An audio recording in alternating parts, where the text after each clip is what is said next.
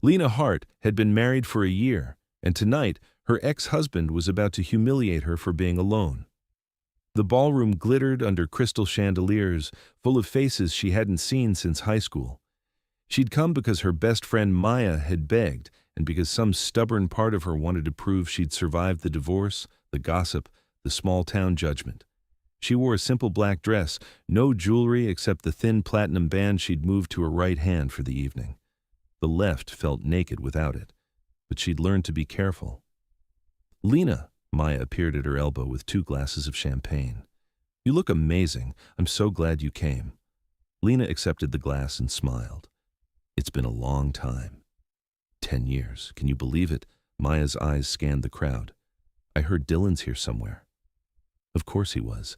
Dylan Chen, her ex-husband, who'd left her 3 years ago for someone younger, someone uncomplicated. Someone who didn't work 60-hour weeks at a legal aid clinic and come home too tired to attend his networking dinners. "I'm sure we'll run into him," Lena said, keeping her voice light. They did 20 minutes later near the bar. Dylan looked older, his hairline receding slightly, but he'd kept himself in shape. The woman beside him was exactly what Lena had expected, mid-20s, blonde, wearing a dress that cost more than Lena's monthly rent. "Lena," Dylan's smile was all pity. "Wow, it's been a while. Dylan, good to see you. This is Amber, my fiancée." He emphasized the word, holding up her hand to display an enormous diamond. "We're getting married in the spring." "Congratulations," Lena said, and meant it. She'd stopped hurting over Dylan a long time ago. Amber smiled sweetly, but her eyes were assessing. "It's so nice to meet you. Dylan's told me so much about you." "All good, I hope." "Of course." Dylan's arm tightened around Amber's waist. "So what about you, Lena? Seeing anyone?" The question was casual, but she caught the edge beneath it. He wanted to know if she'd moved on. More than that, he wanted to hear she hadn't. "I'm doing well," she said, which wasn't an answer. "Still at the clinic?" Dylan asked. "That's great. Really great. You always were dedicated to your work." His tone suggested this was not a compliment. "I am? And you're still in that same apartment? The 1-bedroom downtown?" Lena felt Maya stiffen beside her. "I like it there." Sure. Dylan exchanged a glance with Amber. "It's just, well, at our age, I thought you'd have settled down by now. House, husband, maybe kids." He shook his head with exaggerated sympathy. "But there's still time, right? You're what, 32? 33. Right. Well, don't give up. There's someone out there for everyone." The conversation was attracting attention. A few former classmates had drifted closer, pretending to examine the bar menu while obviously listening. Lena felt heat creep up her neck, but she kept her expression neutral. "I appreciate the concern," she said. "I just worry about you. After everything," Dylan's voice carried across the small crowd. "Being alone can't be easy. No partner to come home to, no one to spend the holidays with. It's sad, really." Maya opened her mouth, probably to tell Dylan exactly where he could shove his concern, but Lena touched her arm gently. "I'm fine, Dylan, really." "Are you, though?" He leaned in, lowering his voice just enough to seem confidential while still being audible to their growing audience. "Because from where I'm standing, it looks like you're exactly where you were when I left. Same job, same apartment, same solitary life, no ring, no prospects. Poor Lena, all alone." The words hit like they were meant to, not because they were true, but because everyone was listening. Because they were witnessing what Dylan wanted them to witness. His successful new life contrasted with her apparent failure to move on. Lena could have told him. Could have slid the platinum band back to her left hand and watched his face change. Could have explained that she went home every night to someone who loved her with an intensity that made Dylan's affection look like a pale shadow. Could have described the castle hidden beneath the city, the court that bowed when she entered, the king who touched her like she was precious. But she didn't, because her marriage wasn't a weapon to be used against small men, because Ysarion had respected her wish for privacy, understanding without judgment when she'd explained that she needed this part of her life to belong only to them, because her worth didn't require witnesses. "I hope you're very happy, Dylan," she said quietly. "I really do." His smile faltered slightly, as if her refusal to engage had stolen something from him. "Well, I'm sure we'll see you around." "I'm sure." He led Amber away, and the small crowd dispersed, murmuring. Maya grabbed Lena's arm. "I'm going to kill him. I'm actually going to commit murder." "It's fine." "It's not fine. He stood there and humiliated you in front of everyone, and you just took it." "Because anything I said would have sounded defensive." Lena sipped her champagne. "Let him think what he wants." "But you're not alone. You're—" Maya caught herself, remembering where they were. She lowered her voice. "You're married to a literal king. You could have ended that entire conversation in 5 seconds." "I didn't want to." "Why not?" Lena turned to face her friend. "Because this marriage is mine, Maya.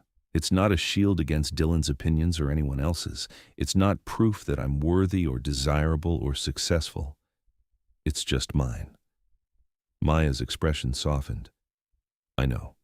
I just hate seeing him treat you like that." "I know you do, but I promise. I'm fine." She was. The Dylan who'd once had the power to hurt her felt like someone from another lifetime.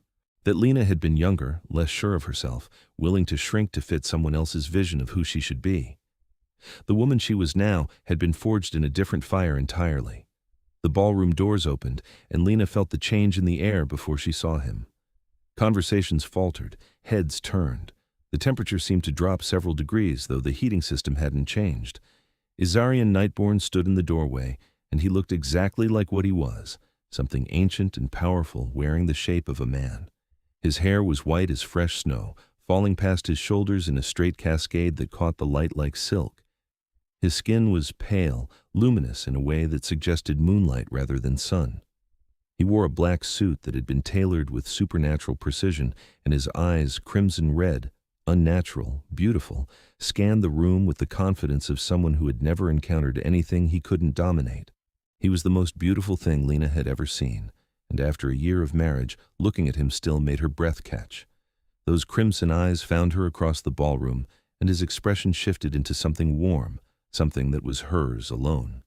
He moved through the crowd like a knife through water, people stepping aside without quite knowing why. The air around him hummed with barely contained power, the kind that made humans instinctively nervous, their hindbrain recognizing a predator even if their conscious mind couldn't name it. Lena set down her champagne glass. "Oh my God," Maya whispered. "He came." "I didn't ask him to." "Does he even know about Dylan?" "I mentioned the reunion. I didn't mention the rest." Ysarion stopped in front of her, and the entire ballroom was watching now, conversations dying into whispers. "Lena," his voice was deep, accented with something old and foreign. "I hope I'm not interrupting." "Not at all." She felt a smile tug at her mouth despite everything. "What are you doing here?" "You've been gone for hours. I thought I'd come collect my wife." The word dropped into the silence like a stone into still water. Lena heard someone gasp, saw heads swivel toward her, expressions shifting from confusion to shock. "You could have called," she said, but there was no reproach in it. "I could have." Ysarion reached out and took her left hand, his thumb brushing over the bare finger where her ring should have been. His eyes flicked to her right hand, where the band sat in exile, and something dangerous crossed his face. "Though I see you've hidden your claim to me. Should I be concerned?" "I moved it for the evening, that's all." "Because you wished to appear unmarried?" She heard the hurt beneath the question, carefully controlled but present. "Because I wanted tonight to be simple," she said softly. "I wasn't hiding you. I was protecting us." His expression gentled slightly. "Us. This thing we have. I didn't want it picked apart by people who don't matter." Ysarion studied her for a long moment, then carefully took the ring from her right hand and slid it back onto her left where it belonged.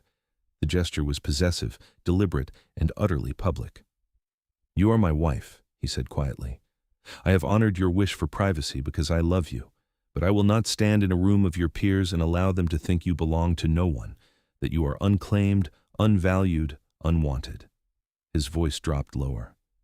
"You are the queen of my people, Lena. You are the single most precious thing in my very long existence, and I am tired of hiding that." Around them, the whispers had grown louder. "Did he say king? She's married to him? How's that even possible?" That's naughty, can't be. Maya was grinning like she'd won the lottery. This is the best reunion ever. Dylan had reappeared in the crowd, Amber clutching his arm. His face had gone pale, his eyes wide. Lena, he said, his voice strangled. What is this? Who is he? Ysarion turned to look at Dylan for the first time, and Lena saw her ex-husband take an involuntary step backward. I am Ysarion Nightborne, he said, his tone pleasant and absolutely lethal. King of the North American Covenant, Lord of the Undercity, and Lena's husband of 1 year. He paused. And you are? Dylan Chen. I'm Lena's ex-husband. Yes. Ysarion's smile was all teeth. I've heard of you. You're really a king? Amber asked, her voice faint. I am. Of what? A nation you don't see, but that exists nonetheless, in the spaces between your world and the dark. Ysarion's attention returned to Lena. I apologize for the dramatic entrance, beloved, but I was sitting in our home, knowing you were here, and I couldn't shake the feeling that something was wrong. Nothing's wrong. Truly. His hand came up to cup her face, thumb stroking her cheekbone. The gesture was tender and completely unconcerned with their audience. Then why do you look sad? I'm not sad. You're something, she sighed. Dylan said some things. It doesn't matter. Ysarion's eyes flicked to Dylan, then back to her. What things? He felt sorry for me, for being alone, unmarried, without prospects. She saw his expression darken and quickly added, I didn't correct him because I didn't think our marriage was anyone's business. What we have is not a secret to be ashamed of. I'm not ashamed. I've never been ashamed. She held his gaze. I just wanted something that was mine before it became about what it meant or who it impressed. Is that so wrong? Ysarion was quiet for a moment, his thumb still moving against her skin. No, he said finally. It's not wrong. I simply wish you had felt you could claim me as proudly as I wish to claim you. I do claim you. Every night when I come home to you, every morning when I wake up beside you, I claim you in every way that matters. But not in this way. Not until now. He studied her, and she could see him wrestling with something. Finally, he said, I would never force you into a role you don't want. If you wish our marriage to remain private, I will leave now and will speak no more of it. It was a genuine offer, Lena knew. If she asked him to go, he would. He would walk out of this ballroom and never mention this evening again, and her privacy would remain intact. But standing here, with his hand on her face and his eyes full of barely restrained devotion, she realized something. She didn't want privacy anymore. She'd asked for it a year ago because she'd been raw from the divorce, uncertain of her own judgment, terrified of choosing wrong again. She'd married Ysarion in a private ceremony with only 2 witnesses because she'd needed to know the marriage was real before it became public, needed to trust herself and him without the weight of the world's opinion. And now, after a year of quiet devotion, of learning his moods and his history, of building something real in the shadows, she was ready. Stay, she said. His expression shifted, hope flickering across his features. You're certain? I'm certain. Ysarion's smile was brilliant, transforming his face from beautiful to devastating. He leaned down and kissed her, soft and claiming, in front of everyone. When he pulled back, the ballroom had erupted into frantic whispers. Come, he said, offering his arm. Let me take you home. The reunion isn't over. You've attended, you've been seen, and now you're leaving with your husband. His eyes held a hint of mischief. Unless you'd prefer to stay and field questions about how a legal aid lawyer married vampire royalty. When you put it that way. She took his arm, and they walked through the ballroom together. People parted for them, staring, and Lena caught glimpses of expressions ranging from shock to envy to disbelief. Dylan was still standing near the bar, looking like he'd been hit with a brick. Ysarion paused as they drew level with him. Chen, he said pleasantly. Yes? My wife is not alone. She is not without prospects. She's not to be pitied. His voice remained courteous, but there was iron beneath it. And if I hear that you've spoken of her with anything less than respect, you will discover that my patience has limits. Am I clear? Dylan swallowed hard. Crystal. Excellent. Ysarion's smile returned. Enjoy your evening. They made it to the car, a sleek black vehicle that had been waiting at the curb before Lena started laughing. "I'm sorry," she gasped, leaning against the door. "I'm sorry, that was just... Did you see his face?" Ysarion was grinning now too, his formal mask dropped. "I did. It was immensely satisfying. You threatened him. Politely. You told him you'd what exactly? What happens if he doesn't show respect?" "I hadn't decided yet. I thought I'd improvise."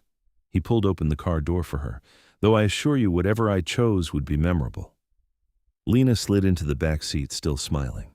Ysarion followed, and the driver, one of his people, a silent vampire named Thorn, pulled smoothly into traffic. "Are you angry?" Ysarion asked as the city lights blurred past the windows. "At you?" "No." "You should be. I disrupted your evening, made a scene, revealed something you'd chosen to keep private."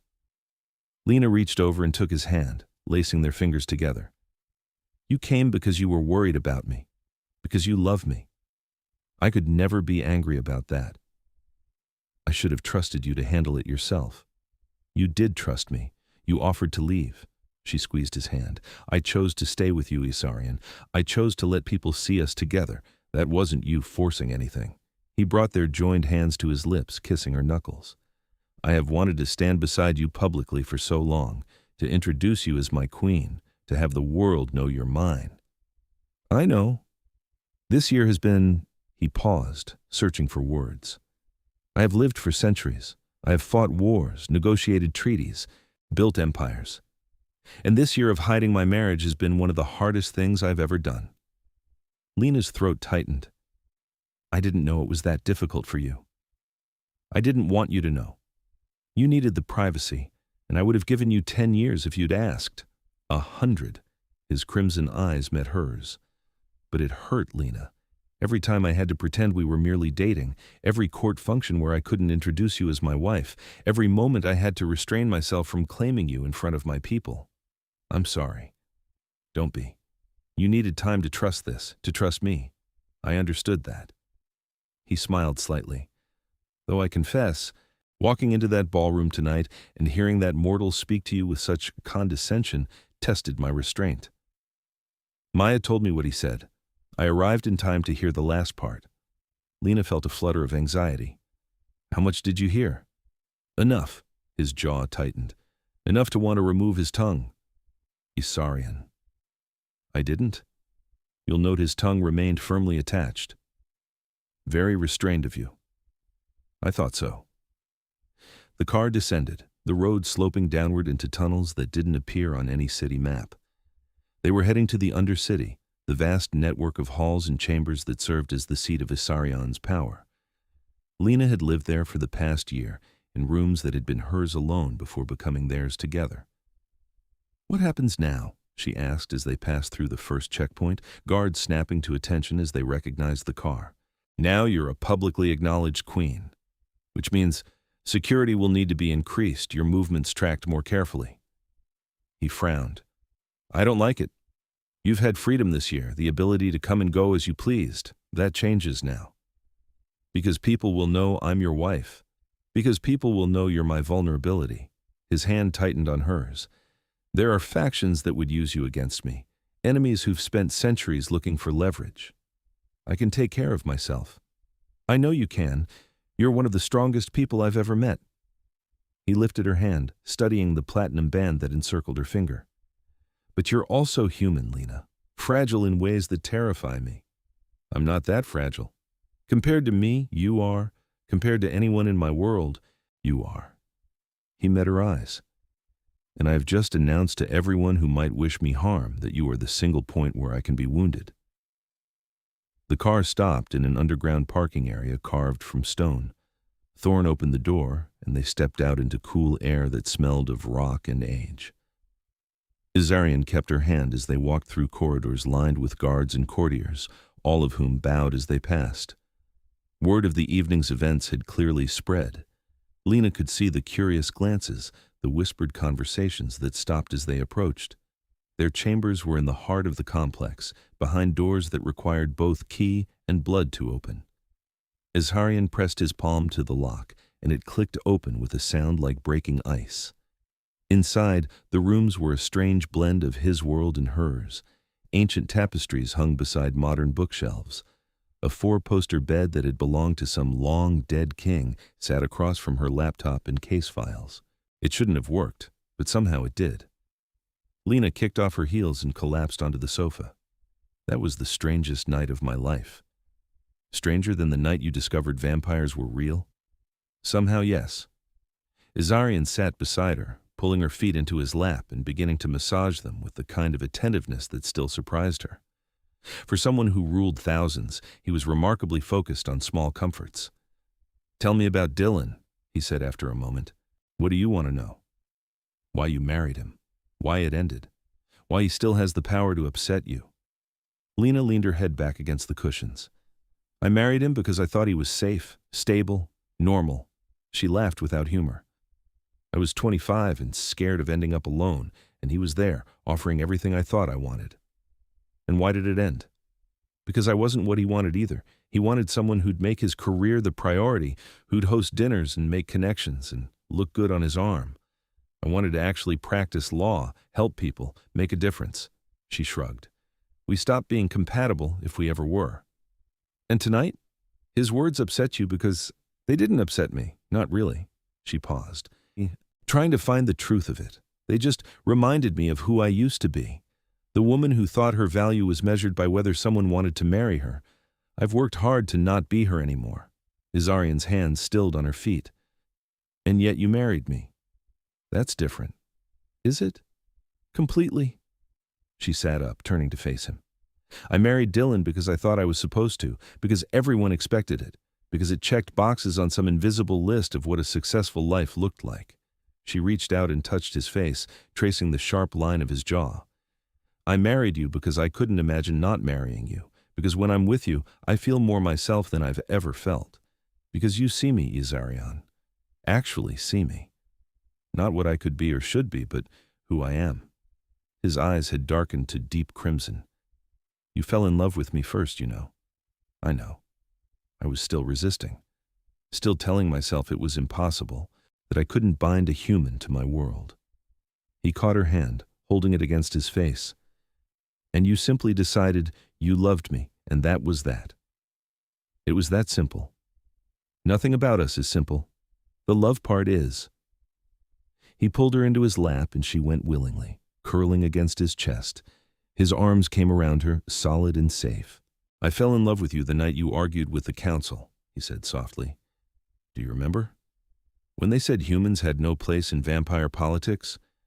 And you stood in front of 24 vampires who could have killed you with a thought and told them they were wrong. Told them that any society that refused to consider outside perspectives was doomed to stagnate." He laughed quietly. "They wanted to have you removed. I wanted to marry you. You didn't even like me then. I was terrified of you, of what you made me feel." His lips brushed her temple. "I'd lived for 800 years without meeting anyone who challenged me the way you did, who saw past the crown and the power to the person underneath. You hit him well." "I had to. Kings don't get to be vulnerable." "What about with their queens?" "I didn't have a queen, not until you." Lena tilted her head back to look at him. "Do you regret it? The secrecy this year?" "Never. You needed time, and I would give you anything." His hand came up to cup her face. "But I won't pretend I'm not relieved it's over, that I can finally, openly, call you mine." She kissed him, soft and sweet, and felt him relax into it. "So what happens now?" she asked when they parted. "You mentioned increased security. You'll need guards anytime you leave the Undercity. Probably 2, maybe 3, depending on the location. That seems excessive. It's necessary." His tone left no room for argument. "There are protocols for protecting the Queen. We'll need to implement them." "I still have to work, Ysarion. I can't show up to the legal aid clinic with a security detail." "Why not?" "Because my clients are already nervous around authority figures. Showing up with guards would terrify them." He frowned, clearly wrestling with this. "Then we'll use subtle security, watchers who stay out of sight.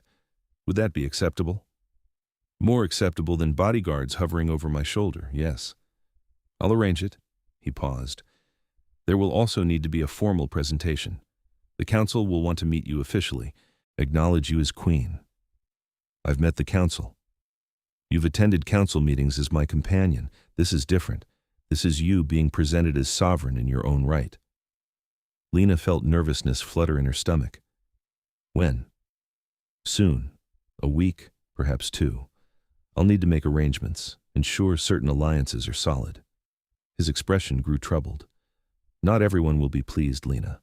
There are vampires who believe I should have chosen one of our kind, who see a human queen as weakness. Can they challenge you? They can try, they won't succeed. You sound very certain. I am. His eyes met hers, and they were utterly cold. I have held this throne for 3 centuries. I have survived assassination attempts, coups, wars both internal and external. Anyone foolish enough to come at me through you will discover exactly why I've remained king for so long. There was something terrifying about him in that moment, something ancient and absolutely ruthless. This was the king who'd built an empire in the shadows, who commanded loyalty through both respect and fear. But then he looked at her, and his expression softened into something warm. I won't let anyone hurt you, he said quietly. I promise you that. I know. They sat together in the quiet, Lena's head on his shoulder, his hand stroking her hair. Outside their chambers, the Undercity went about its business, vampires moving through their eternal night, conducting the politics and trade and life of a civilization humans didn't know existed. I should call Maya, Lena said eventually. She's probably fielding a million questions. Let her enjoy her moment. She's been wanting to tell people about us for months. How do you know that? She told me, last month when she cornered me at that coffee shop near your office. He smiled slightly. She's very protective of you. She's a good friend. She is, and she was right. About what? About you deserving someone who would fight for you. She told me if I ever hurt you, she'd find a way to make me regret it, vampire king or not. Lena laughed. That sounds like Maya. I liked her immediately. Because she threatened you? Because she loves you enough to threaten me. Lena's phone buzzed in her purse. She dug it out and found 17 text messages, 12 from Maya and 5 from numbers she didn't recognize. Maya's texts were variations on, "Oh my God," and "Call me now," and "You married a vampire king and didn't tell anyone." The unknown numbers were more concerning. She opened one at random and felt ice slide down her spine. We know what you are now. We know where to find you. She showed it to Ysarion, whose expression went deadly still. When did this arrive? 20 minutes ago. He took the phone, scrolling through the other messages. They were all similar vague threats, ominous warnings, nothing specific enough to act on, but clear enough in their intent. This is why I didn't want the marriage public, Lena said quietly. This is not your fault. Isn't it? If I'd just let you announce it when you wanted to, if we'd done this properly from the start, then these threats would have come a year ago instead of now. The timing doesn't matter. The fact that they exist does. He stood, still holding her phone. I need to trace these numbers, find out who sent them. You can do that? I have people who can. He was already moving toward the door. Stay here. Don't leave these rooms until I return. Ysarion. He stopped, turned back, crossed to her in 3 quick strides and kissed her hard. Stay here, he repeated against her mouth. Please. Okay. He left, and Lena heard the lock click behind him. She was alone in their chambers, surrounded by centuries of history and the weight of a crown she'd never asked for. Her phone rang in her hand, and she jumped. Maya's name flashed on the screen. Hey, Lena answered. Oh my God, are you okay? Where are you? What the hell happened after you left? I'm fine, I'm home. Home or Undercity home? Undercity. Good, stay there. Lena, people are losing their minds. The reunion fell apart after you left. Everyone was just standing around talking about you and the king and how long you'd been married. Dylan looked like he was going to have a heart attack. I'm sure he'll survive. He's been calling me, asking questions about you, about your husband, about how you met. Maya's voice sharpened. I told him to mind his own business, but he seemed really agitated. Warning bells went off in Lena's head. Agitated how? Just really insistent. Wanted to know where you lived now, whether you were safe, whether the marriage was real or some kind of publicity stunt. Maya paused. It was weird, Lena. Like, he wasn't just curious, he was digging. Did you tell him anything? Of course not, but he's not the only one asking. I've had 5 people ask me for your number in the last hour. Don't give it out. I won't. But Lena, what's going on? Are you in trouble?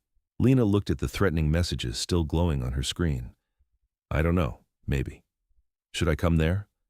No, stay away from the Undercity for a few days. Let things settle. You're scaring me. I'm fine. Ysarion's handling it. The Vampire King is handling it. That's what you're telling me. Yes. Okay. Maya took a shaky breath. Okay? But you call me if you need anything at all. I will, I promise. They said goodbye, and Lena set the phone down on the coffee table. The rooms felt too large suddenly, too empty. She got up and moved to the window, though calling it a window was generous. It was more of an enchanted viewing portal that showed the city above, streets and buildings and streetlights. Somewhere up there, someone had decided she was a target. The door opened, and Lena spun around, but it was just Ysarion returning. He wasn't alone. Behind him came a tall woman with white hair braided into a crown, her skin pale as milk, her eyes a striking violet. Lena, this is Seraphine Blackthorne, my captain of the guard. Seraphine, my wife. Seraphine inclined her head in a gesture that was respectful without being deferential. My lady, I'm honored to finally meet you properly. We've met before, Lena said. She'd seen Seraphine at council meetings, always standing at attention behind Ysarion's chair. As the king's companion, yes, but not as my queen. Seraphine's smile was slight but genuine. The distinction matters. Seraphine is going to oversee your security, Ysarion said. I want her to explain the protocols we'll be implementing.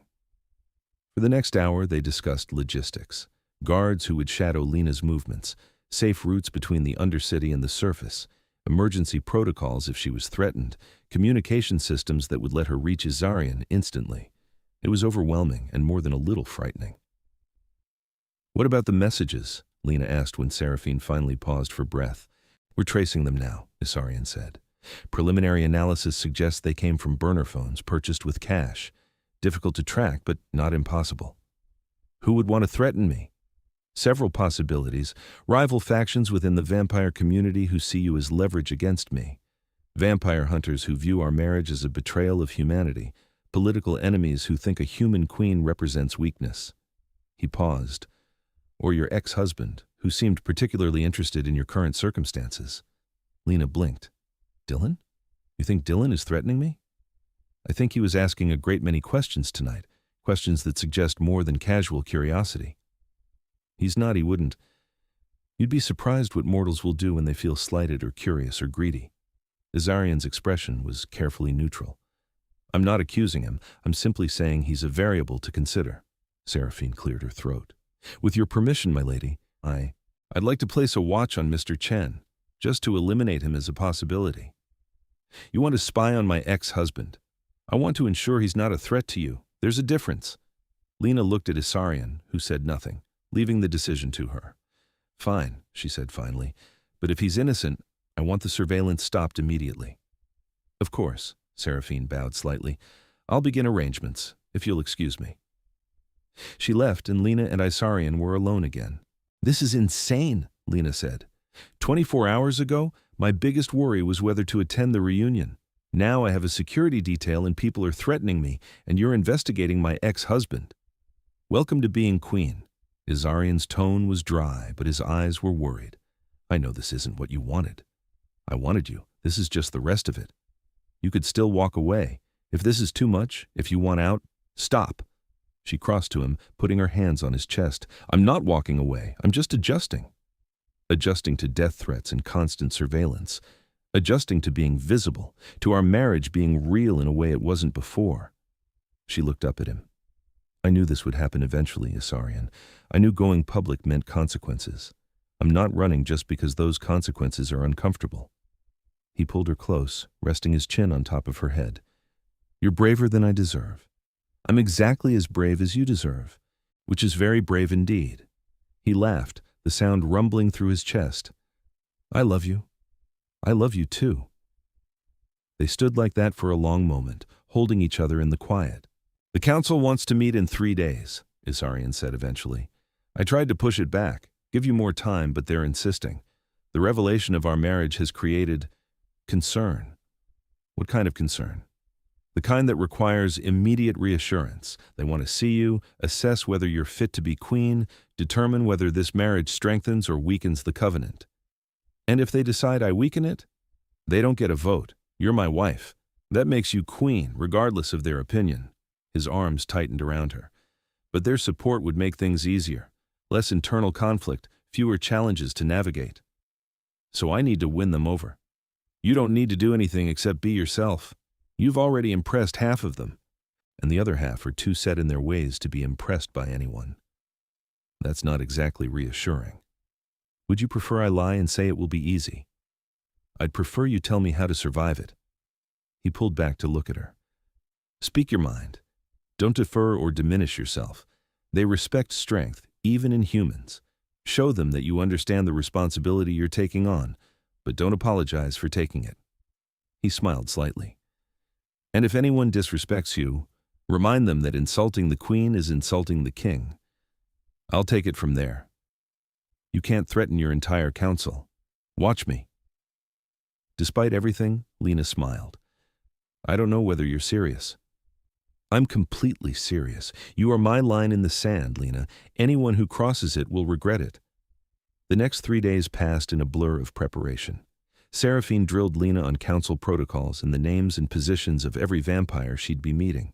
Ysarion arranged for appropriate clothing gowns that were somehow both modern and timeless, elegant without being ostentatious. The investigation into the threatening messages continued, but yielded little. Whoever had sent them had been careful, leaving no traces that led anywhere useful. The watch on Dylan, however, proved more interesting. Seraphine came to their chambers on the second day with a report that made Ysarion's expression darken. He's been meeting with someone, she said, handing over a folder of surveillance photos. Multiple times over the past 48 hours, same location, same individual. Lena looked at the photos. They showed Dylan sitting in a coffee shop with a man she didn't recognize, older, maybe 50s, with graying hair and a severe expression.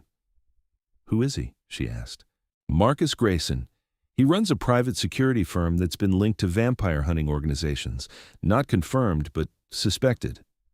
Seraphine pulled out another photo, this one showing Dylan handing Grayson an envelope. This was taken yesterday afternoon. What was in the envelope?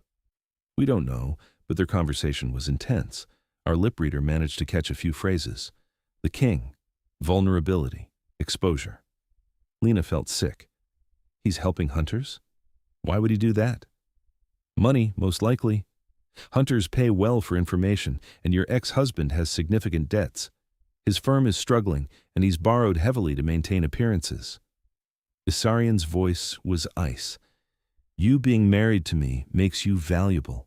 Information about you, about your movements, about our security, all of it could be sold. He wouldn't risk my safety just for money. Wouldn't he? Ysarion handed her another photo, this one showing Dylan leaving a bank. He withdrew $30,000 in cash yesterday, the same day he met with Grayson. Lena stared at the photo, trying to reconcile this with the man she'd once married. Dylan had been many things: selfish, ambitious, careless with her feelings, but she'd never thought him capable of actual malice. What do we do? She asked quietly. We bring him in, question him, find out exactly what he's told Grayson and whether there's an active threat. Ysarion looked at Seraphine. Can you arrange it? Consider it done. No. Lena's voice was sharp. You can't just kidnap him. We're not kidnapping. We're inviting him to a conversation. An involuntary conversation. He sold information about you to a vampire hunter. Niceties are no longer required. Lena put herself between Ysarion and Seraphine. If Dylan's done what you think he's done, then he's already scared. Desperate. Dragging him into the Undercity will just make him more dangerous, more likely to do something stupid. What do you suggest instead? She thought quickly. Let me talk to him. Alone in public, somewhere he'll feel safe. Absolutely not. He won't hurt me. Whatever else he is, Dylan's not violent. He's working with vampire hunters. You can't predict what he'll do. I can predict he won't trust anything you say if you haul him in against his will. She touched Ysarion's arm. Let me try this my way. If it doesn't work, you can terrify him all you want." Ysarion looked at Seraphine, who shrugged. "She's not wrong. A voluntary conversation is worth more than a coerced one, and we can keep her covered the entire time." "If anything happens to her, it won't," Seraphine said calmly. "I'll have 6 guards in position. He won't be able to sneeze without us knowing about it." Ysarion looked like he wanted to argue further, but finally nodded. "Fine, but I'm coming too. That defeats the purpose of making him feel safe. I don't care. You want to meet with a man who's potentially working with people who want to kill you? I'll be there." She could see there was no point in arguing. "Fine, but you stay back. Let me talk to him first." "Agreed." They arranged the meeting for the next morning, at a diner near Lena's old apartment, neutral ground, public enough to feel safe but quiet enough for a real conversation. Lena texted Dylan from a new secure phone Seraphine had provided. "We need to talk. Tomorrow, 9 a.m., Rosie's Diner. Come alone." His response came within minutes. "Is everything okay?" "Just come." She didn't sleep well that night. Ysarion held her close, but she could feel the tension in him, the barely restrained need to lock her away somewhere no threat could reach her. "I could still forbid this," he murmured into the darkness. "You could, but you won't." "How do you know?" "Because you respect me too much to make decisions for me." She rolled over to face him. "And because you know I'm right. We need to understand what Dylan's done before we can counter it." "I know." His hand came up to stroke her hair. "I simply wish you didn't have to be the one to do this. He'll talk to me. He won't talk to you. Probably because I'm considering various ways to make him regret his choices." "Very kingly. I'm not feeling particularly noble at the moment. I'm feeling protective and angry and scared." She kissed him softly. "I'll be fine, I promise." The diner was half empty when they arrived the next morning. Lena had dressed simply jeans, sweater, her hair pulled back in a ponytail. She looked like the woman Dylan had known, not like a vampire queen. Ysarion took a booth in the back, far enough to give her space but close enough to intervene if needed. Seraphine and her guards were scattered throughout the diner and outside, invisible to anyone who didn't know what to look for. Dylan arrived 10 minutes late, looking nervous. He slid into the booth across from Lena and immediately started talking. "Look, if this is about what I said at the reunion, I'm sorry. I was out of line. I didn't know you were married, and even if I had—" "It's not about the reunion," Lena interrupted. He stopped, visibly relieved. "Oh, okay. Then what's this about?" "You've been meeting with Marcus Grayson." All the color drained from Dylan's face. "I don't know what you're talking about." "Don't lie to me. We have photos, Dylan. We know about the meetings, the money, everything." His hands were shaking. "Who's we?" "Your husband. Did he send you here to threaten me?" "I'm here because I want to understand what you've done, and why." "I haven't done anything wrong." "You've been meeting with a man who has ties to vampire hunting organizations. You accepted money from him. What did you give him in exchange?" Dylan's laugh was brittle. "This is insane. You sound paranoid. Answer the question." "I don't have to answer anything. This isn't an interrogation." "Actually, it is." Lena kept her voice level. "You took money in exchange for information about me. That makes you either a collaborator or a threat. Either way, you're going to explain yourself." He was quiet for a long moment, his eyes darting around the diner. Looking for exits, she realized. He was thinking about running. "If you leave this booth, those guards you haven't noticed yet will stop you," she said quietly. "And then you'll be having this conversation with my husband instead of me. I promise you'll prefer talking to me." Dylan slumped back against the vinyl seat. "This is crazy. All of this. You married a vampire, Lena, an actual vampire. Do you understand how insane that is?" "I understand it's none of your business. Except you made it my business when he showed up at the reunion and announced it in front of everyone." Dylan's voice rose slightly. "Do you have any idea what happened after you left? People were terrified, asking questions about whether you were safe, whether you'd been coerced or enchanted or God knows what. And you decided to investigate?" "I decided to make sure you were okay." "By meeting with vampire hunters?" "By meeting with someone who could give me information, who could tell me whether the king was dangerous, whether you were in trouble." He ran a hand through his hair. "Marcus approached me, actually. Said he'd heard about your marriage, wanted to know if I could verify details. He offered money for basic information, how long you'd been together, whether you seemed happy where you were living. And you gave him that information. I gave him what was already public knowledge, where you used to work, where you went to school. Nothing classified. Did you tell him about the Undercity? I don't know anything about the Undercity. You never told me where you lived now. Lena studied his face, looking for signs of deception. He seemed genuinely agitated, more confused than malicious. Why did you take the money? She asked. His laugh was bitter. Because I'm broke, Lena. The firm is hemorrhaging cash. I've got debt up to my eyeballs, and Amber's wedding expectations are astronomical. $30,000 for a few basic facts about my ex-wife? It seemed like a victimless transaction. Except I'm the victim. Information about me, even basic information, makes me a target. I didn't know that. I thought... He stopped, swallowed hard. I thought maybe Marcus was a journalist or something, someone writing a story about the king. Did he seem like a journalist? No, Dylan admitted. He seemed like someone who knew too much about things that shouldn't be real. But I told myself it didn't matter, that you could take care of yourself. While pocketing his money. Yes, while pocketing his money. He met her eyes. I'm sorry. I'm genuinely sorry. I didn't think it through, and I should have. Lena wanted to believe him. Wanted to think this was just Dylan being careless and self-absorbed, not actively malicious. What else did Grayson ask about? Your schedule, whether you had guards, how often you left the city. Dylan's expression grew troubled. And he asked about the reunion, whether I could get you to attend, whether I could keep you there for a specific amount of time. Ice slid down Lena's spine. He wanted me at the reunion. He said he just wanted to observe you in a public setting. See how you interacted with people, whether you seemed coerced. And you believed him? I wanted to believe him. There's a difference. Dylan looked miserable. Did I screw up? Is something bad going to happen because of what I told him? I don't know yet, but you need to tell me everything, Dylan. Every question he asked, every piece of information you provided, all of it. For the next 20 minutes, Dylan talked. Seraphine appeared at some point, sliding into the booth beside him and taking notes. Ysarion stayed in the back, a dark presence that made Dylan increasingly nervous, but he didn't interrupt. By the time Dylan finished, Lena had a clear picture of what had happened. Grayson had been gathering intelligence not for an immediate strike, but for a longer-term operation. Learning patterns, identifying vulnerabilities, building a profile.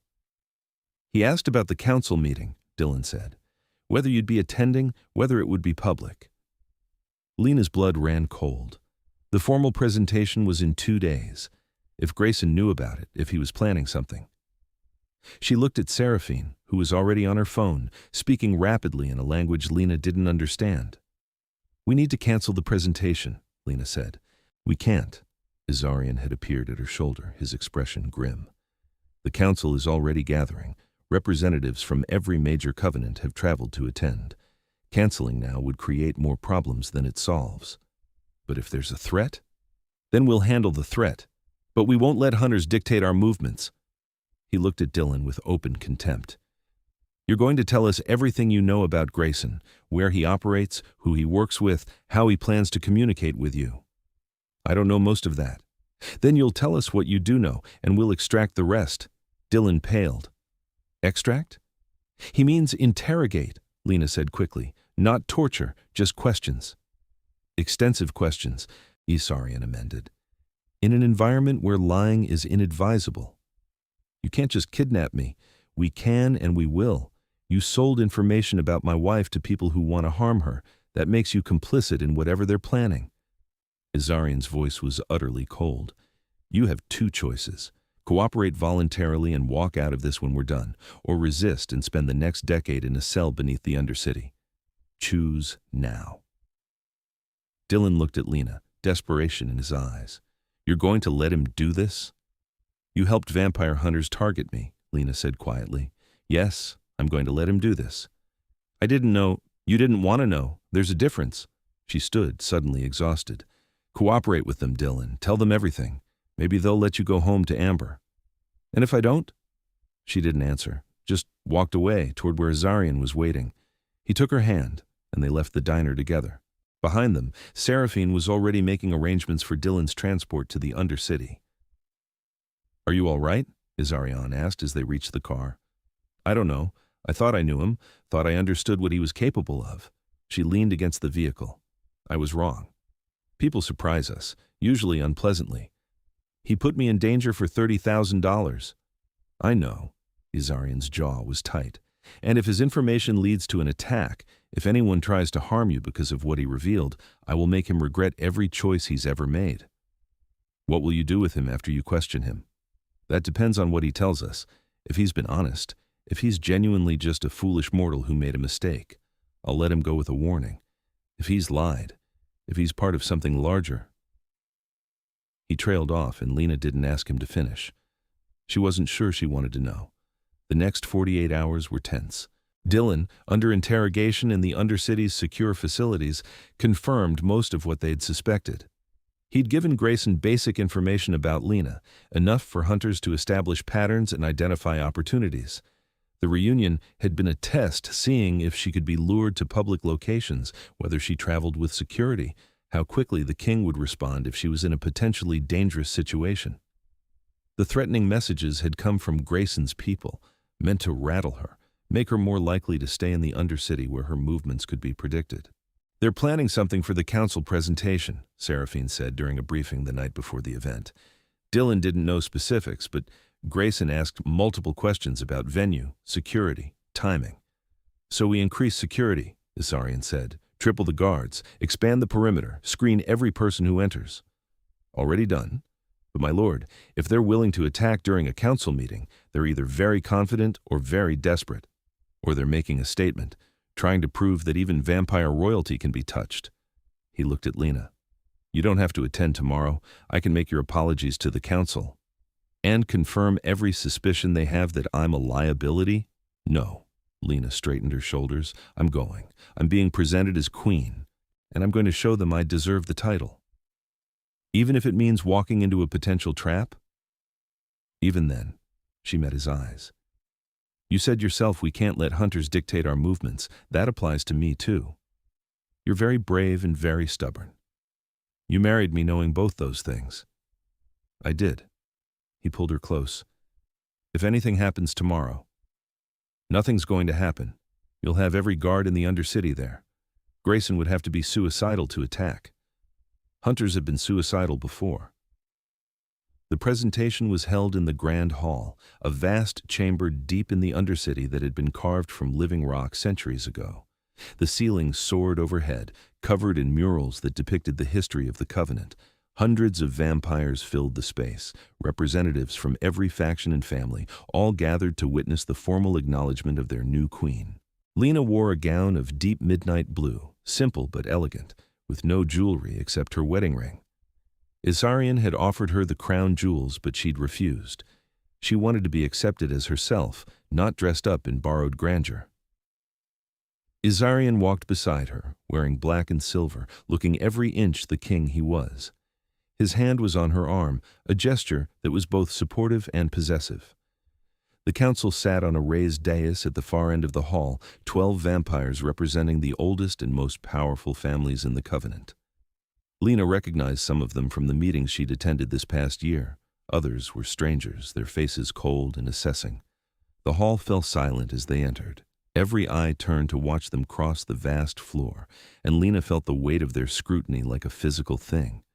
When they reached the dais, Ysarion stopped and addressed the council. "Elders and representatives of the Covenant, I present to you Lena Hart Nightborne, my wife and your queen."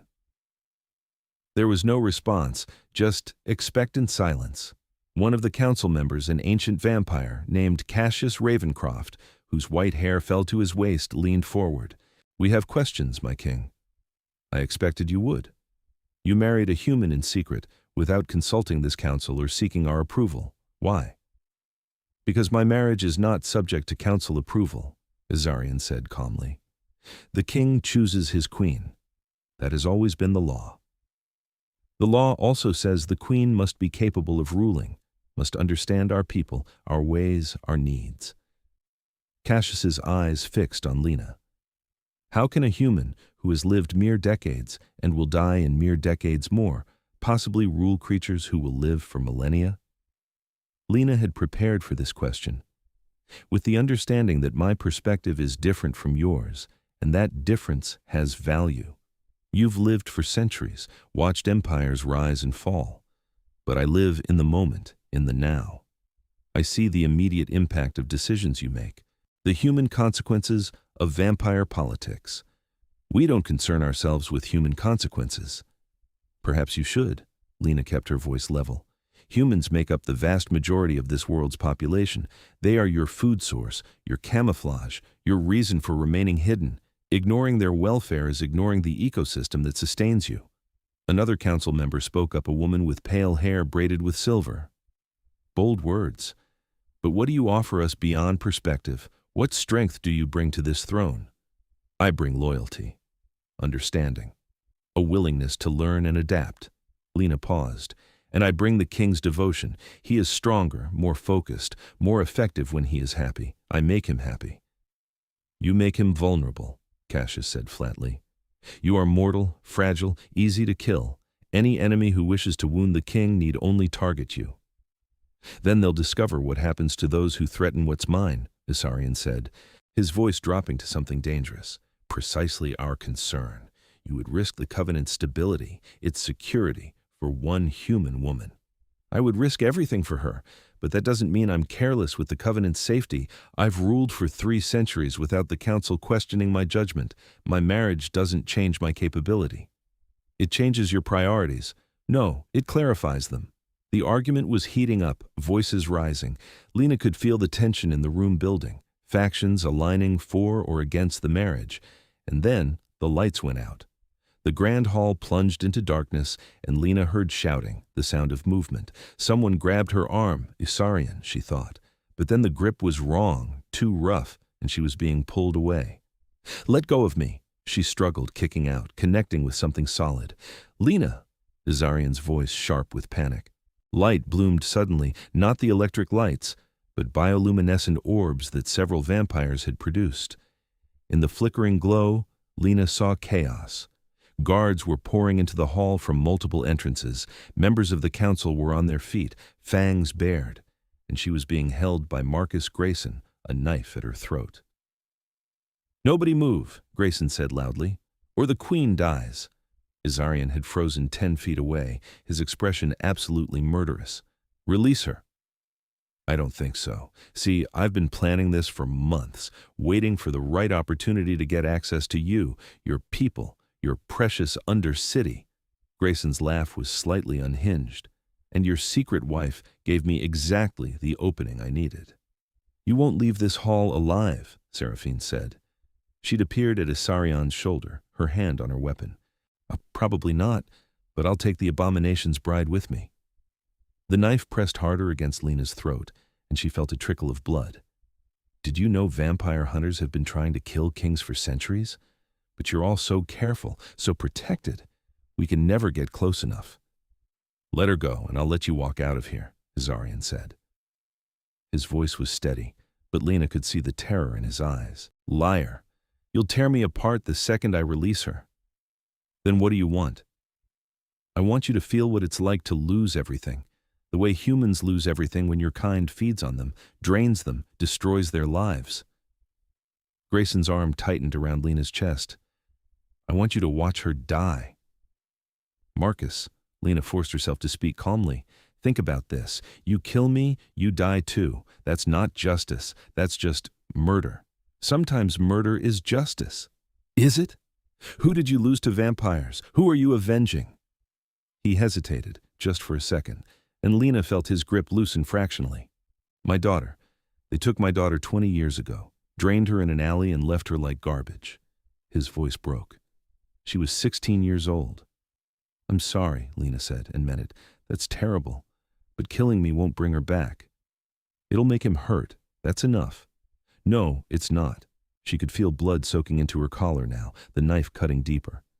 You're better than this, Marcus. Better than becoming the thing you hate. I'm nothing like them. You're holding an innocent woman hostage, planning to murder her to hurt someone else. How is that different? She's not innocent. She chose to marry a monster. I chose to marry someone I love, someone who's never hurt me, never forced me, never taken anything I didn't freely give. Lena's eyes found Ysarion across the space between them. I chose happiness, Marcus. Don't punish me for that. For a long moment, nobody moved. The entire hall seemed to be holding its breath. Then Grayson lowered the knife. I can't do it, he said, his voice hollow. I can't kill someone's daughter, even for this. He released Lena, and she stumbled forward.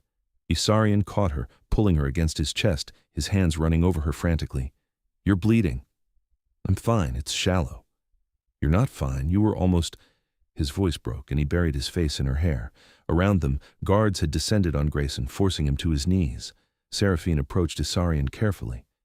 My lord, we need to secure the hall. There may be other hunters. Do it. Ysarion didn't look up from Lena. Sweep every level. I want this place locked down. What about him? She jerked her head toward Grayson. Hold him. I'll decide his fate later. Seraphine nodded and started barking orders. The council members were slowly returning to their seats, looking shaken. Cassius Ravencroft approached, his ancient face troubled. The Queen showed courage today, he said, and mercy. Perhaps we were too quick to judge her fitness to rule. Perhaps you were, Ysarion said coldly. My lord, you questioned her, doubted her, and your argument provided the distraction Grayson needed to take her hostage. If she had died, it would have been while defending herself to you. Cassius had the grace to look ashamed. You're right. We owe the Queen an apology. You owe her more than that. You owe her your respect. Ysarion's arm tightened around Lena. This presentation is over. We'll reconvene when I'm certain there are no more threats. Of course. Whatever the king commands. Ysarion led Lena out of the hall, Seraphine and a contingent of guards surrounding them. They didn't speak until they were back in their chambers, the door locked and warded behind them. Then Ysarion pulled her into his arms and held on like he'd never let go. I almost lost you, he said against her hair. I was standing there watching him hold a knife to your throat, and I couldn't do anything. If I'd moved, if anyone had moved, he would have killed you. But he didn't. I'm here. I'm safe. Because you talked him down. Because you found the humanity in a man who'd come there to murder you. He pulled back to look at her, cupping her face in his hands. You're extraordinary, do you know that? I was terrified. You didn't show it. You were calm, compassionate, brave. His thumb traced the cut on her throat, and his expression darkened. I'm going to kill him. No, you're not. Lena. He's a father who lost his daughter. He's in pain. Killing him won't fix anything. He tried to kill you, but he didn't. He chose not to. That has to count for something. Ysarion looked like he wanted to argue, but finally sighed. What would you have me do with him? Let him go.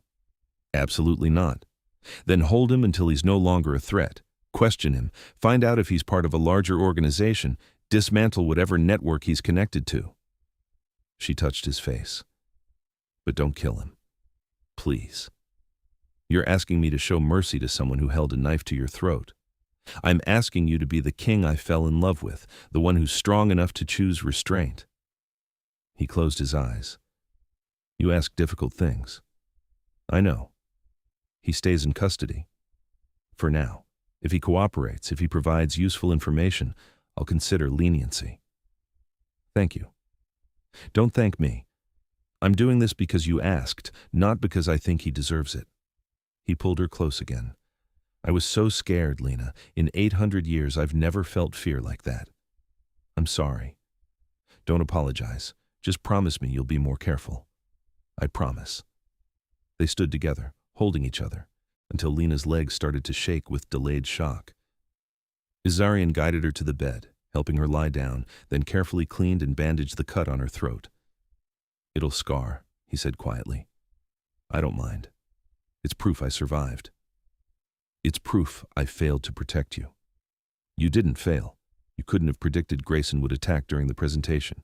I should have. The signs were there. Dylan's meetings, the threatening messages, Grayson's questions about timing. He finished bandaging the wound and sat back. I was so focused on the council's concerns that I didn't see the real threat. We both missed it, but we'll know better next time. There won't be a next time. I'm increasing security, restricting access to the Undercity, implementing new screening protocols. Ysarion. This isn't negotiable, Lena. You almost died today. I won't risk that happening again. She could see there was no point in arguing. He needed this, needed to feel like he was doing something to keep her safe. Okay, she said softly.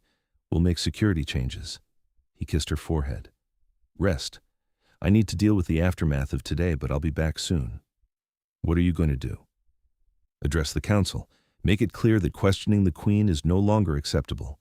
Ensure that every vampire in this covenant understands that you are to be respected and protected. Don't threaten them too much. I'll threaten them exactly as much as necessary.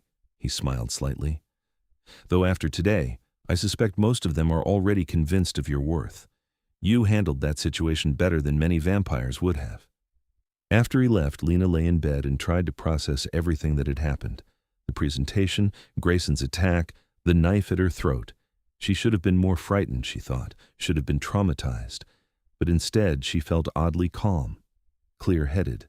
She'd faced a life-threatening situation and survived it, not through violence or power, but through compassion and understanding. That mattered.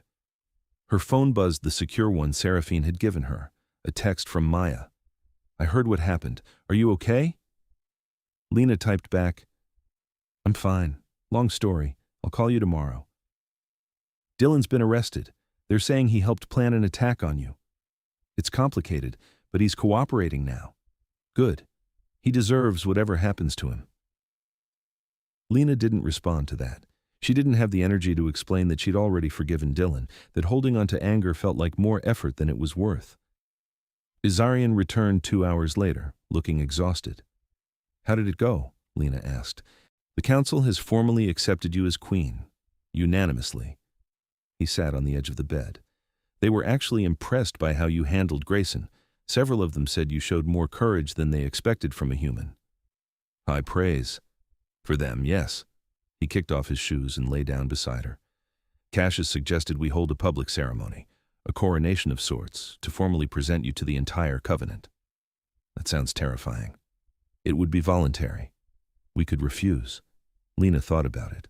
A month ago, even a week ago, she would have said no, would have wanted to keep her role as queen quiet, private, minimal.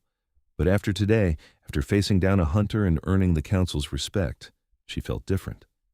Let's do it, she said. Ysarion turned to look at her. Are you certain? I'm tired of hiding, tired of being a secret. If I'm going to be queen, I want to do it properly. It will come with expectations, responsibilities. Your life will change. My life already changed when I married you. This is just making it official. He smiled, and it was full of warmth and pride. You're going to be magnificent. The coronation was planned for 3 weeks later, giving time for security improvements and for word to spread through the vampire community. Lena spent the intervening weeks learning everything she could about Covenant law, vampire history, the complex web of alliances and rivalries that govern their world. She also spent time with Grayson. Ysarion had been against it, but she'd insisted. The hunter was being held in comfortable confinement, and she wanted to understand him, understand what had driven him to such extremes.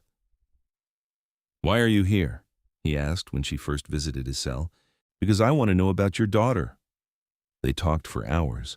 Grayson told her about Emily, a bright 16-year-old who'd been walking home from a friend's house when she was attacked.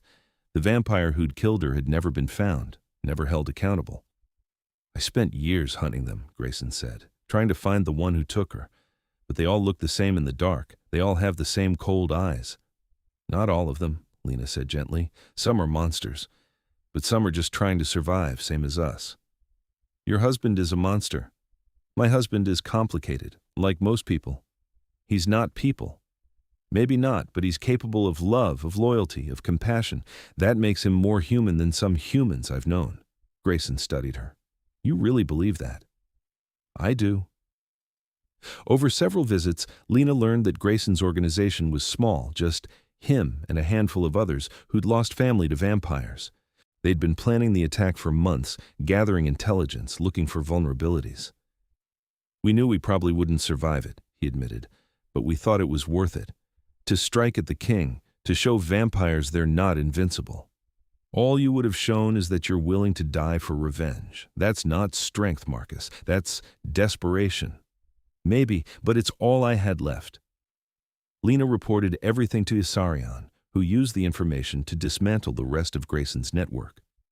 The other hunters were offered a choice: stop their activities and leave vampire territories alone, or face the consequences. Most chose to stop. Dylan was released after providing a full confession and agreeing to never have contact with vampire hunters again. The money he'd received from Grayson was confiscated, and he was placed under surveillance that would continue for years. Lena didn't see him before he left. She'd said everything she needed to say at the diner. The night before the coronation, Lena stood in their chambers and looked at herself in the mirror. She wore a gown of deep crimson, the color of Ysarion's eyes, embroidered with silver thread in patterns that suggested constellations. Her hair was loose around her shoulders, and she wore a circlet of platinum set with blood-red rubies. She looked like a queen. "You're beautiful," Ysarion said from the doorway. "I'm nervous." "You have every right to be. This is a significant moment. What if I mess it up? What if I say something wrong or offend someone? Or—" He crossed to her, taking her hands. "You won't. You've prepared for this, studied for this, and more importantly, you've earned this. The council respects you. The people are curious about you. All you have to do is be yourself." "That's what scares me. What if myself isn't enough?" "Myself is everything." He kissed her softly. "You are my queen, Lena. Not because I chose you, though I did, but because you've proven yourself worthy of the title. You've faced threats and council interrogations and assassination attempts, and you've handled all of it with grace and courage. I had help. We all have help. That doesn't diminish your achievements." She took a deep breath. "Okay, I'm ready." The coronation was held in the Grand Hall, which had been transformed since the attack. Additional security measures were visible everywhere, guards at every entrance, wards glowing faintly along the walls, screening checkpoints that every guest had to pass through. But the hall itself was beautiful. Thousands of candles floated overhead, and the murals had been cleaned and restored until they glowed with color. The entire covenant had gathered thousands of vampires, representing every family and faction. They stood in silent rows as Lena and Ysarion entered, and the weight of their attention was almost overwhelming. The council waited on the dais, and Cassius Ravencroft stepped forward holding a crown. Not the ornate, jewel-encrusted thing Lena had expected, but a simple circlet of platinum, elegant and understated. "Lena Hart Nightborne," Cassius said, his voice carrying through the vast space.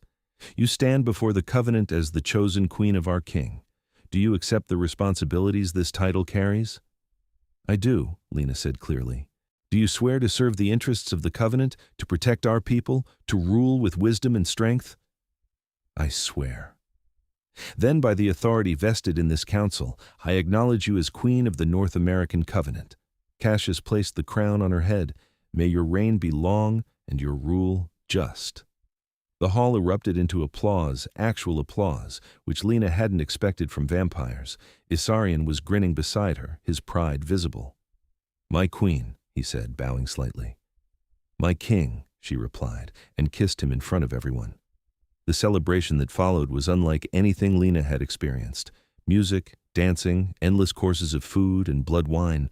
Vampires who'd been cold and distant at council meetings approached her with respect, congratulating her, welcoming her to her new role. Seraphine appeared with a glass of champagne. "You did beautifully, my lady." "I mostly just stood there." "You stood there with confidence and grace. That's what matters." Seraphine smiled. "I'll admit I had doubts about a human queen, but you've proven me wrong." "High praise from the captain of the guard." "I don't give praise lightly." Later, when the celebration had wound down and most of the guests had departed, Lena and Ysarion stood together on a balcony overlooking the Undercity. "How do you feel?" he asked. "Overwhelmed? Exhausted? Happy?" She leaned against him. "Like my life has completely changed in the space of a month." "It has. 1 month ago, you were my secret wife. Now you're a publicly acknowledged queen. Do you regret the secrecy? The year we kept hidden?" "Never." He turned her to face him. "That year was ours, Lena. Just ours. No politics, no expectations, no outside pressure. We built something real in that privacy. And now, we're strong enough to maintain it publicly. I love you, she said. I love you too, more than I thought possible. He kissed her forehead. When I met you, I was alone, 800 years old and utterly alone, surrounded by people but connected to none of them. You changed that. You gave me someone to come home to, someone to share my life with. You gave me the same thing. After Dylan, I thought I'd be alone forever. Thought I wasn't capable of choosing right, of trusting my own judgment. And now? Now I know I chose exactly right. She smiled up at him. I chose the Vampire King, and he chose me back. They stood together as the Undercity glowed below them, a hidden world that was now as much hers as his. Lena thought about the journey that had brought her here, the divorce, the loneliness, the chance meeting with a vampire at a legal aid fundraiser, the slow building of trust, the falling in love, the quiet wedding that no one had witnessed, and then the revelation. Dylan's mockery at the reunion, Ysarion walking in and claiming her publicly, the threats and the danger and the knife at her throat, all of it had led here, to this moment, to being exactly where she belonged. What are you thinking? Ysarion asked. That I'm glad Dylan said what he said at the reunion. That's an unexpected sentiment.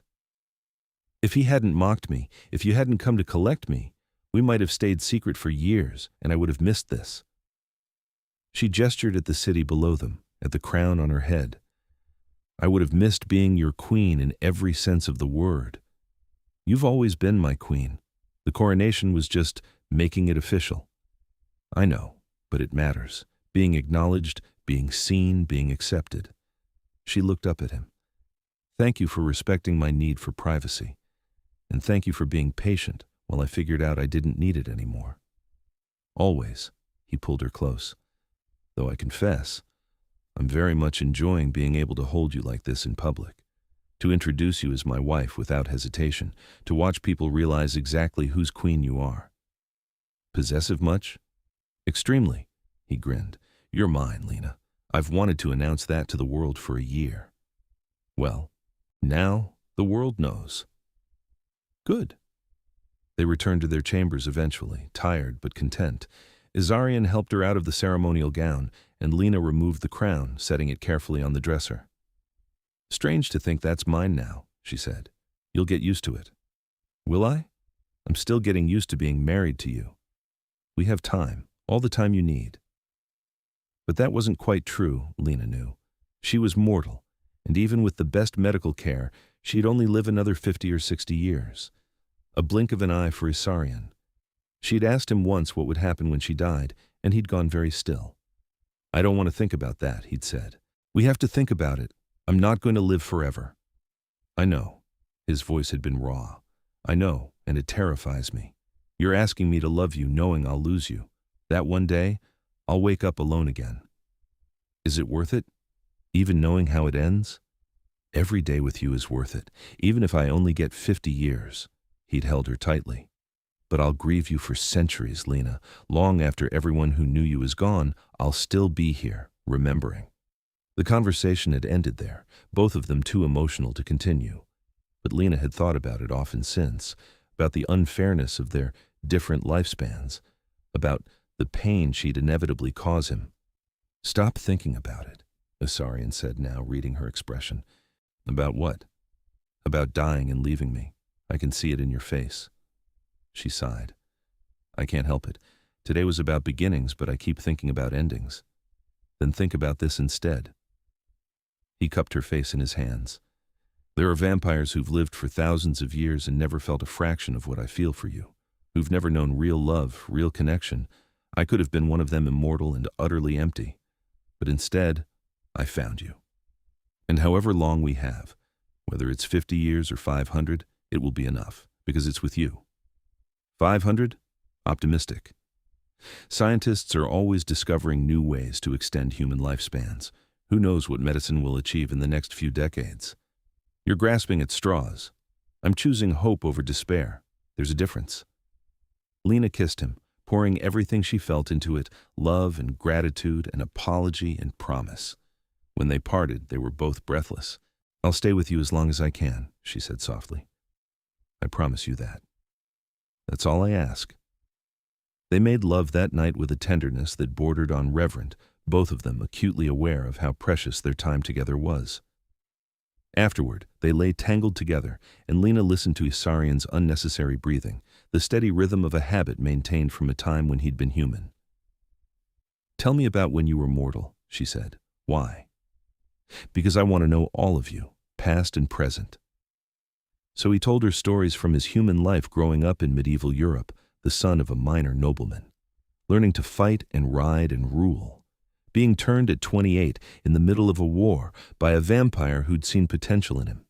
I was angry at first, he admitted. I thought I'd been cursed, but I adapted, learned to use what I'd become, and eventually I stopped mourning my humanity and started building something new. Do you miss it? Being human? Sometimes I miss sunlight, food that actually tastes like something, the ability to grow and change naturally. He paused, but I don't miss the fear, the fragility, the knowledge that anything could kill me at any moment. That's still true for me. I know, it's one of the many reasons you terrify me. They drifted toward sleep, comfortable in the silence. Lena was almost unconscious when Ysarion spoke again. Marry me, she blinked awake. We're already married. I know, but we did it in secret, with just 2 witnesses. I want to do it again, publicly. A ceremony where all our people can see us make vows to each other. Isn't that what the coronation was? That was you being crowned queen. This would be us choosing each other in front of everyone. He propped himself up on one elbow to look at her. I want to stand before the covenant and tell them I love you, that I choose you every day for as long as we both live. Lena felt tears prick her eyes. That's incredibly romantic. Is that a yes? Of course it's a yes. His smile was brilliant. I'll make arrangements, something grand, something worthy of you. I don't need grand. Too bad, you're getting grand anyway. The ceremony was held a month later, in the Grand Hall again. This time, there were no threats or attacks or dramatic interruptions. Just Lena in a white gown and Ysarion in formal black, and vows spoken in front of thousands of witnesses. I, Ysarion Nightborne, take you, Lena Hart, as my wife and queen. I promise to love you, protect you, cherish you for all the days you'll give me. I promise to be worthy of the gift of your love and to make every moment we have together count. Lena's voice shook only slightly as she replied. I, Lena Hart Nightborne, take you, Ysarion, as my husband and king. I promise to stand beside you, to challenge you, to love you with everything I am. I promise to make our time together matter, however long or short it may be. When they kissed, the hall erupted in applause again, and Lena thought her heart might burst with happiness. The celebration that followed was even more elaborate than the coronation, music and dancing and joy that lasted until dawn. Lena danced with Ysarion, with Seraphine, with members of the council who'd once doubted her. Maya was there too, one of the few humans in attendance, looking absolutely delighted by everything. This is insane, she whispered to Lena during a break in the festivities. You married a vampire king. You're a queen. How is this your life? I honestly don't know, Lena admitted. Sometimes I still feel like I'm going to wake up and discover it was all a dream. If it is, don't tell me. I want to keep believing in this fairy tale. It's not a fairy tale. It's messy and complicated and sometimes terrifying. But you're happy, deliriously. Then that's all that matters. As the night wore on and the celebrations finally wound down, Lena found herself back on the balcony with Ysarion, looking out over the city. Tired? He asked. Exhausted. Happy. Complete. She leaned against him. Thank you for this. For the ceremony. For insisting we do it publicly. Thank you for agreeing. For letting me show the world how much I love you. You've been very patient with me. You've been worth the patience. They stood in comfortable silence, and Lena thought about how much had changed in just a few months.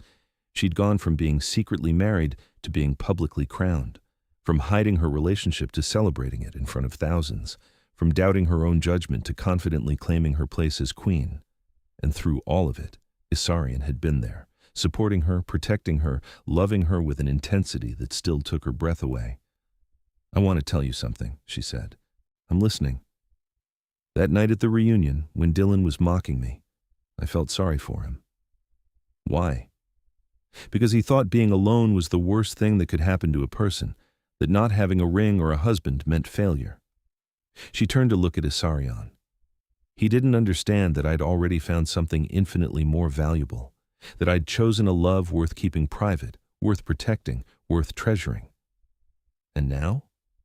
Now I get to have both, the private love and the public acknowledgement. And it's even better than I imagined. Ysarion pulled her into his arms, holding her close against his chest. I love you, Lena Hart Nightborne, my wife, my queen, my everything. I love you too. Always. They stayed there as the Undercity settled into its version of sleep, as the candles burned down and the music faded. Two people who'd found each other against all odds, who'd built something real and lasting and true. And when they finally returned to their chambers, when they made love with the gentle familiarity of a couple who knew each other completely, Lena thought about the future, about the years they'd have together, about the life they'd build, about the legacy they'd leave. She would grow old while Ysarion stayed young. Her hair would gray and her skin would wrinkle, and eventually, inevitably, she would die. But until that day came, they would have this. They would have each other, and they would make every single moment count. What are you thinking about now? Ysarion murmured against her skin. About being grateful, for you, for this, for everything we've been through. Even the difficult parts? Especially the difficult parts, they made us stronger. You make me better, he said quietly. You make me want to be worthy of you. You already are. Then you make me want to stay worthy. They fell asleep tangled together, queen and king, human and vampire, two souls who'd found their perfect complement in each other. And in the years that followed, they ruled together with wisdom and strength and love. Lena worked to bridge the gap between humans and vampires, advocating for policies that protected both. Ysarion supported her completely, using his power to make her vision reality. There were challenges, of course, factions that opposed their rule, hunters who continued to see vampires as monsters, political complications that required careful navigation. But they faced everything together, partners in the truest sense. Lena never stopped working at legal aid, though she reduced her hours and took on more administrative roles as the years passed. She helped humans navigate a world that was stranger than they knew, and she helped vampires understand the human perspective. She became beloved among both communities, known for her fairness and compassion. And Ysarion, who'd ruled alone for centuries, discovered what it meant to have a true partner. Someone who challenged him, who made him laugh, who reminded him why the Covenant was worth protecting. They were happy. 20 years after the coronation, Lena stood in the Grand Hall again, this time to witness the swearing-in of a new council member, a young vampire who demonstrated exceptional wisdom and loyalty. She was older now, lines around her eyes, silver threading through her hair, but she stood straight and confident, every inch a queen. Ysarion stood beside her, unchanged, eternally beautiful. Sometimes she caught him looking at her with such profound sadness that it broke her heart. "Stop it," she said quietly. "Stop what?" "Mourning me while I'm still here." "I'm not mourning. I'm memorizing. Every line, every gray hair, every moment. I'm not going anywhere yet." "I know, but someday is not today." She took his hand. "Today, I'm here. I'm yours. That's enough." And it was. They had 30 more years together before age and illness finally caught up with Lena. 30 years of love and partnership and joy. When she died, peacefully in her sleep at 83, Ysarion grieved as he'd promised he would, deeply, terribly, for decades. But he didn't let the grief consume him, because Lena had made him promise in those final days that he would continue, that he would rule well, love fiercely, and honor her memory by living fully. So he did. And on the night of their anniversary every year, he returned to the balcony where they'd stood together so many times, and he remembered the woman who'd been brave enough to love a vampire king, the queen who'd changed everything, his Lena, now and always.